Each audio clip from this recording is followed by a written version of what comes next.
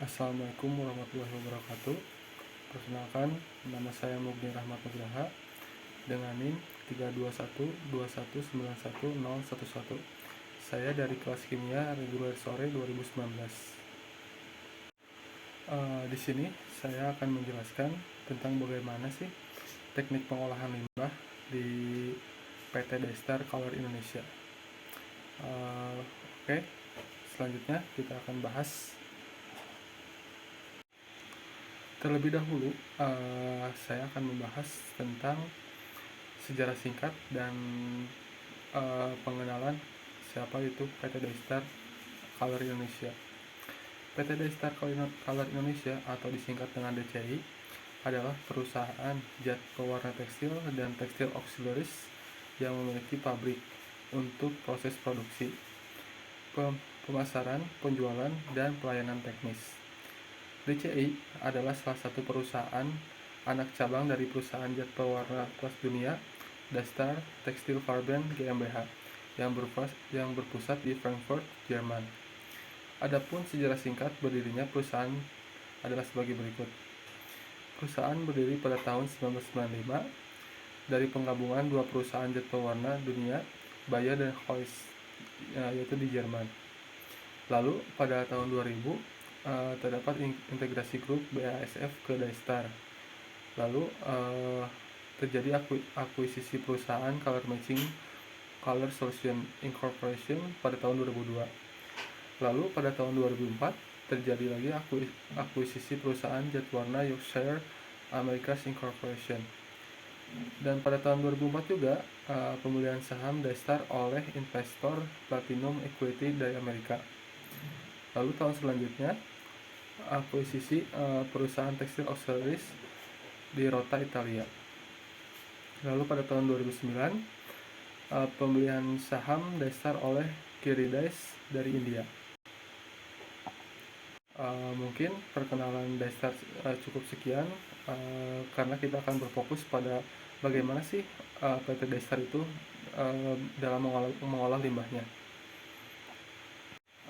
Pertama-tama dalam pengolahan limbah itu kita akan melakukan pemisahan limbah. Proses pengolahan limbah dari masing-masing departemen dipisahkan dalam sebuah bak penampungan atau yang disebut pond. Limbah dari proses finishing dan laboratorium QC ditampung di bak C304 dengan daya tampung 384 meter kubik. Sedangkan limbah dari proses sintesis ditampung di E411 dengan daya tampung 576 meter kubik.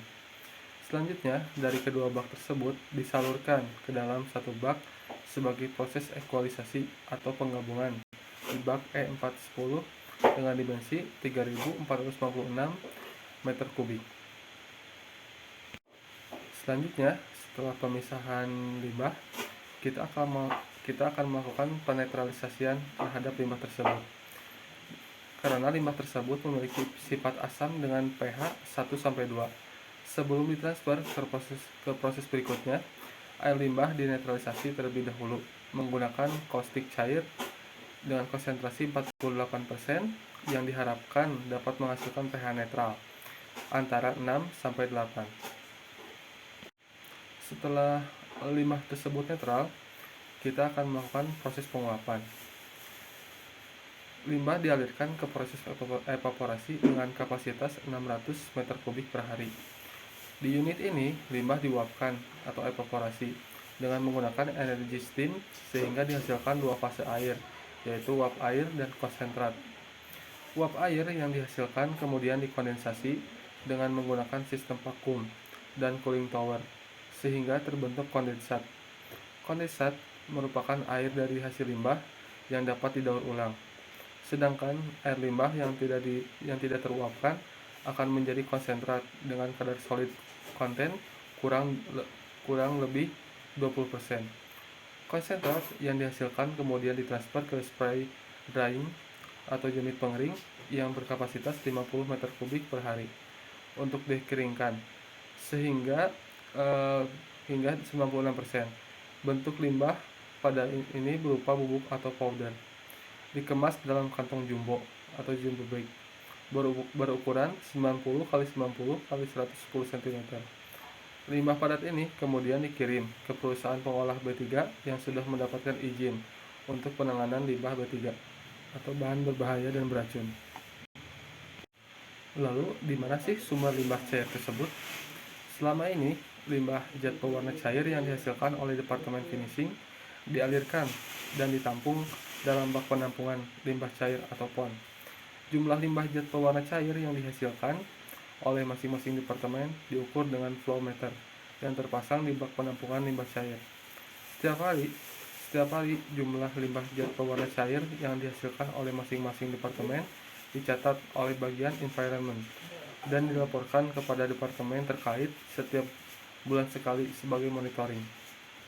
Jika didapati jumlah limbah cair yang dihasilkan melebihi ambang batas dari rasio jumlah limbah cair dengan hasil produksi, maka departemen yang bersangkutan diminta untuk melakukan langkah-langkah perbaikan.